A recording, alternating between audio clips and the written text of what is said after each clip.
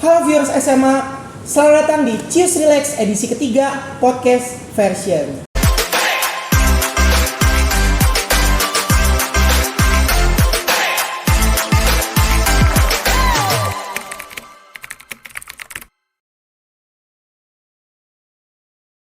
Perkenalkan, saya Michael Chung selaku moderator pada hari ini. Nah, di hari yang spesial ini kita kedatangan sama narasumber yang bisa dibilang luar biasa ya di bidang self development ini. Ya, dengan siapa di sini? Halo semua, kenalkan nama saya Anzan Bashir Afif, bisa dipanggil Hanif. Saat ini saya menjabat sebagai Ketua OSIS di SMA Negeri 8 Jakarta dan juga mantan bisa dibilang baru demisioner dari Ketua Forum OSIS DKI Jakarta 2023. Gila, keren banget ya. Jadi dia udah di beberapa bidang yang bisa dibilang itu sebagai seorang ketua gitu ya.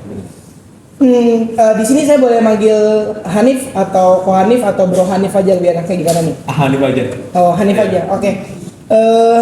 Hanif, menurut Hanif sendiri, kita kan bahasannya tentang self development nih.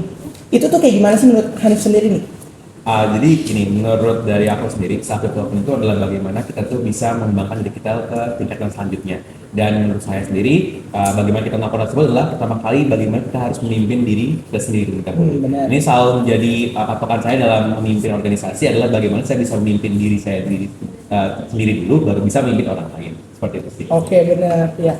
Oh, jadi menurut Hanif ya self development ini berarti lebih ke diri kita dulu, kita kenal diri kita ya, benar? Benar, dari diri kita dulu, baru nanti kita akan menyebarkan apa yang kita udah tanamkan dalam diri kita ke orang lain di sekitar kita kayak gitu.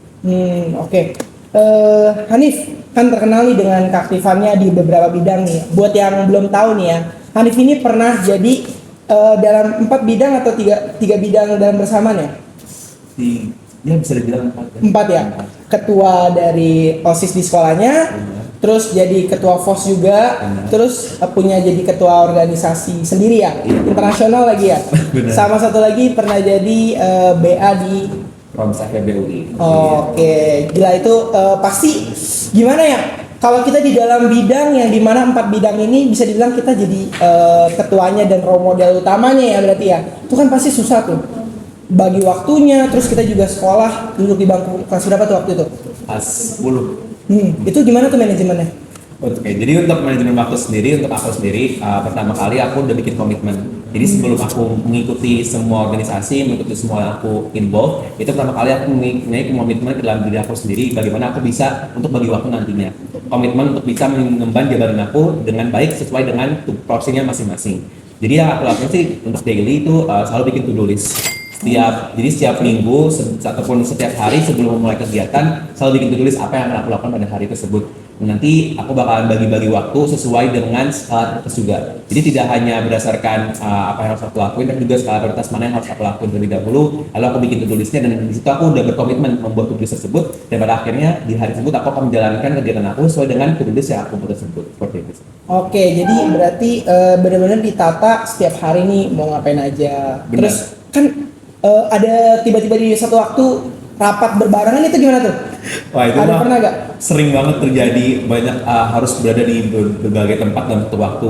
Di situ tentunya aku nggak bisa untuk nge-split kan, nggak bisa membagi diri aku kayak bakteri gitu. Jadi 4 kan nggak mungkin. Nggak mungkin. Jadi di situ aku tentunya melihat skala prioritasnya, mana yang bisa aku tidak hadiri dan mana yang aku bisa hadiri. Dan nanti kalau misalnya ada yang aku nggak bisa hadiri, itu aku mewakilkan, mendelegasikan. Kan di setiap ketua kan punya wakil, punya anggotanya masing-masing. Jadi di situ kalau misalnya memang sesuatu yang nggak urgen, maka aku akan mendelegasikan ke wakil aku ataupun ke orang lain yang bisa menggantikan posisi aku sementara. Seperti itu. Oh gitu. Jadi benar-benar penting banget ya skala prioritas itu ya? Bener, penting banget skala prioritas untuk bisa tahu mana sih yang penting yang kita harus hadiri, mana yang kita harus ikutin, mana yang enggak. Gitu. Terus kalau misalnya tiba-tiba pasti ada gak di satu hari itu ternyata dua-duanya penting nih. Hanif yang harus kasih ide, Hanif yang harus manage, Hanif yang harus benar-benar ketuain itu rapat, ada gak? Ada waktu itu suatu kondisi di mana ada gladi untuk program kerja, aku harus hadir, dan juga ada gladi untuk program kerja juga di tempat yang lain di Radio Republik Indonesia. Nah, cara aku bagi waktunya ya, jadi gini, aku pertama hadiri dulu yang di RRI karena jabatan aku lebih tinggi. Di situ karena itu terinvolve dengan dinas pendidikan juga. Setelah itu baru aku izin untuk hadir ke gladi di sekolah. Oh berarti selesai dari itu sebenarnya belum selesai nih. Belum selesai, harus Langsung. balik ke sekolah lagi. Setelah sekolah selesai sampai jam 5 balik lagi ke Radio Republik Indonesia untuk ikut gladinya mereka lagi kayak gitu. Oke, berarti Hanif ini udah benar-benar kenal dirinya, mampu batasnya kemana, terus harus gini-gini, semua udah kenal banget gitu ya. Udah kenal, tapi sebenarnya kadang-kadang aku memaksakan diri aku sih untuk, karena apa ya, udah sebagai tanggung jawab aku dan juga amanah yang aku udah harus emban. Jadi mau nggak mau, seberapa capek pun, meskipun itu aku udah nggak kuat, tapi harus aku paksain juga pada ujungnya, karena ya udah jadi komitmen dari awal. Ya, Gitu sih. oke. Terus hambatan dan tantangan yang paling berat ketika ngemban tugas jadi seorang ketua. Kita nggak bahas 4 ya. Intinya saat jadi ketua nih, Hanif itu hambatan dan tantangannya itu paling berat gimana sih? Hambatan yang paling terasa itu pertama time management, itu udah pasti sih, cara bagi waktu, karena banyak dari anggota pun aku tahu aku tuh banyak involved di berbagai organisasi dan terkadang nggak bisa mendampingi mereka secara keseluruhan. Jadi ini aku bagaimana bisa untuk merangkul anggota aku sendiri untuk bisa memahami situasi aku, karena jujur ini sering banget terjadi, mereka tuh banyak yang komplain, Hanif kok nggak ada, Hanif gimana gitu. Tapi juga aku bagaimana tantangan terbesar aku tuh untuk menyadarkan mereka kalau sebenarnya mereka tuh harus bisa merasa jadi aku gitu loh. Mereka nggak tahu jadi aku kayak gimana. Jadi ini aku lebih memanfaatkan setiap waktu yang ada. Jadi kalau aku ada waktu dengan mereka yang memang aku bisa luangkan, selalu aku luangkan, karena biar mereka tuh merasa bahwa masih ada keberadaan aku, dan mereka juga sadar kalau misalkan aku tuh harus bagi waktu aku di tempat lain juga. Oke. Berarti benar-benar Hanif ini udah kenal dari masing-masing peserta anggotanya itu kayak gimana, dia punya problem seperti apa, udah dikenalin banget, makanya udah bisa ibaratnya kalau ngelepas udah oke gitu lah ya. Iya, udah oke. Jadi aku selalu menanamkan prinsip menjadi pemimpin tuh bagaimana aku bisa memimpin diri aku dan bagaimana bisa menjadi pemimpin orang lain. Dan aku selalu mengutamakan bagaimana anggota aku tuh tidak mengandalkan seorang ketua. Harus mereka bisa mengandalkan diri mereka sendiri dan mereka menjadi pemimpin untuk diri mereka sendiri. Oleh karena itu, jika memang ada waktu aku harus ke tempat lain, aku nggak bisa mendampingi mereka, udah bisa sendirinya karena mereka sudah aku ajarkan dan juga biasakan untuk menjadi pemimpin untuk diri mereka sendiri. Oke, jadi berarti pengembangan diri dari masing-masing individu sebenarnya gimana dia mimpin diri sendiri guys. Benar. Hanif setuju ya? Setuju banget. Itu yang Oke. sangat penting sih. Oke, terus kalau misalnya kan kita ngebahas tentang yang namanya pengembangan diri atau self development, itu kan sebenarnya lebih tertuju ke diri kita nih ya. Itu tuh kan pasti kita ada target, tujuan dan harapan yang dicapai. Itu biasa Hanif ada goals settingnya gitu gak? Untuk aku Dalam sendiri, beberapa bulan, beberapa tahun gitu. ada, jujur ada. Jadi untuk settingan goal sekarang ke SMA tentu untuk melanjutkan ke perguruan tinggi yang aku inginkan. Dan di sini aku selalu menanamkan satu goal apa yang aku ingin capai di masa depan nanti. Dan di situ aku mulai nge-set planning, rencana-rencana bagaimana aku untuk mencapai hal tersebut bertahap-tahapan gitu. Jadi bagaimana di SMA aku bisa mencapai impian tersebut, bagaimana nanti di perguruan tinggi aku bisa mencapai goal tersebut, dan seterusnya kayak gitu. Oh, berarti ini kayak self development itu kalau menurut Hanif nih benar-benar kayak pertama kenal diri sendiri, terus kita punya planning yang benar-benar banyak untuk kedepannya tuh kayak gimana. Dan kan planning namanya planning ya, ada yang gagal ada yang berhasil dong. Iya. Kalau dari Hanif sendiri, setiap planning yang Hanif lakukan itu semuanya hampir berhasil rata-rata atau ada gagalnya juga? Jujur akhirnya lagi gagal sih. Ya jadi sebenarnya porsi gagal atau porsi berhasilnya itu tergantung sih terhadap situasi dan juga bagaimana Tuhan tuh udah mengatur untuk planning dan juga jalan hidup kita. Jadi aku selalu percaya kalau misalnya ada kegagalan berarti emang belum rezekinya, belum jalannya. Tuhan dan alam semesta ini udah ngeset sebuah jalan yang terbaik untuk kita. Dan kita nggak tahu mana jalannya, jadi kita harus bisa mencoba semuanya. Gagal nggak apa-apa, ya berarti udah rezekinya. Dan satu hal yang aku pelajari dari gagal-gagal itu adalah kalau kita semakin banyak gagal, semakin terbiasa dan makin terpacu juga kita untuk berhasil gitu. Jadi menurut aku kalau teman-teman merasa gagal tuh jangan pernah underestimate diri kalian, karena mungkin belum rezekinya, belum jalannya, ya masih ada jalan lagi yang lebih baik dan Tuhan dan juga alam semesta udah planning untuk kita kayak gitu. Oke, berarti pasti kepada gagal ini ya. Hanif yang udah saya batini aja ya, viewer semua ya.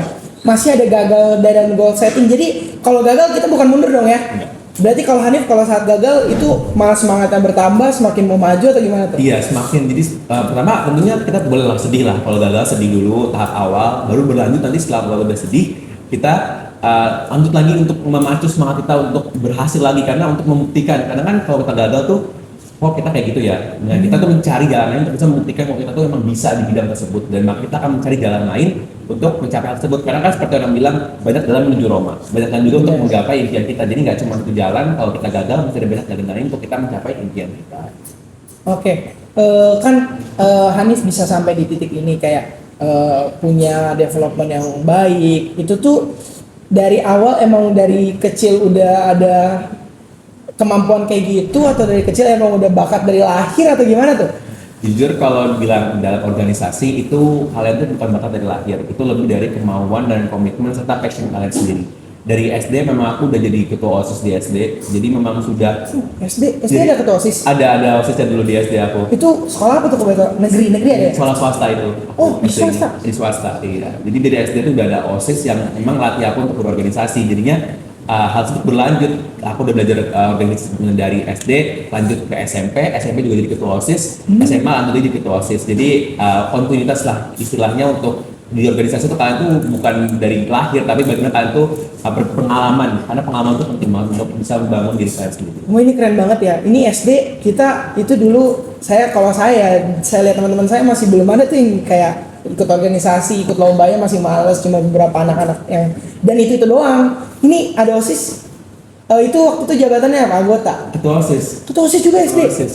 SD ketua OSIS, SMP ketua OSIS, Iya. SMA ketua OSIS lagi. Iya. Di sekolah yang berbeda kan? Di sekolah yang berbeda. Tapi teman-teman tahu tuh kalau dulu pernah jadi ketua OSIS. Paling cuma tahu pas lagi SMP sih. Kalau SD mungkin nggak ada tahapan kan, SD nggak terlalu di involve lah. Jadi Itu paling SD berarti kelas 6. kelas 5 jadi ketua OSIS. Kelas 6 ada ketua OSIS Kelas yang 6 nggak ada. Karena kelas 6 tuh fokus ujian nasional dulu kan. SD tuh ngapain jadi ketua OSIS kalau boleh tahu nih? Ini fun fact kayaknya ini menarik nih. Soalnya gue juga baru pernah denger. Jujur OSIS di SD itu ya yang nggak sampai kita bikin program besar-besar, paling cuman kita tuh membantu sekolah dalam mendisiplinkan siswa. Setiap upacara kita jadi petugas untuk mendisiplinkan barisan. Terus kalau lagi sholat zuhur berjamaah kita menjadi yang mengawasi lah. Apakah ada yang ngobrol, ada yang bercanda, itu kita yang meluruskan, kita yang memberitahu kayak gitu. Oke, jadi kayak paling ketertiban doang. Ketertiban. Nggak ada kayak ngembang tugas jadi ketua, terus ada anggota-anggota enggak gitu ya? Enggak banget sampai kayak gitu, cuman kayak menjalankan tugas disiplin dari sekolah sih. Terus baru masuk ke SMP, terus jadi ketua OSIS lagi. Ini mah namanya bakat dari lahir, kalau kayak gini. Tadi katanya kamu bukan bakat dari lahir.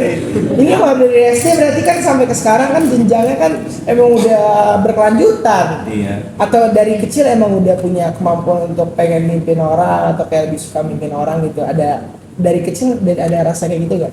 Jujur ada sih, dari kecil tuh ngerasa nggak suka dipimpin orang lain, maunya mimpin orang lain dan maunya berkreasi sendiri. Jadinya mungkin itu salah satu hal yang bikin aku tuh selalu mau ikut organisasi dan gak pernah kapok lah ikut organisasi. Dan ikut OSIS itu menurut aku suatu privilege yang besar dan kehormatan juga untuk kita sebagai orang Indonesia. Tentunya di Indonesia ini punya OSIS karena menurut aku nggak cukup akademik doang di sekolah.